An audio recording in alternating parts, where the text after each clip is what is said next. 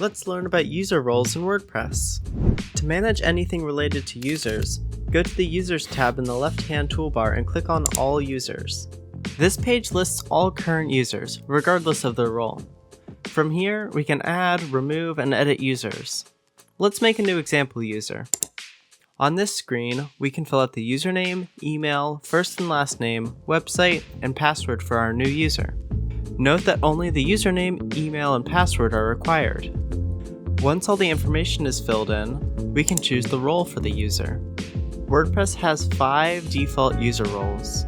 Administrator, the highest role, with the ability to edit almost everything on the site. Importantly, administrators can create, edit, and remove users. Editors, one step below the administrator, can create, edit, publish, and delete any page or post, as well as upload to the media library and manage categories and tags. Authors can create, edit, publish, and delete their own posts or pages, but cannot edit the content of others. Authors can also upload files and images to the website.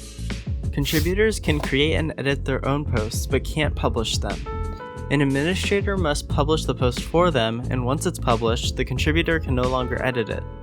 Contributors also can't upload files or images to the site. Subscriber is a basic viewing role with no editing permissions.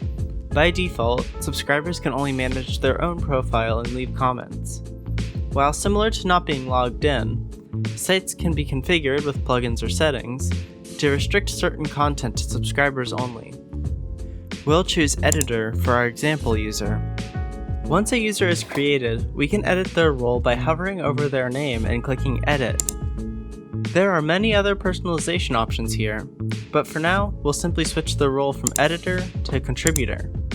If we ever need to remove a user, hover over the name, click Delete, and then confirm the deletion.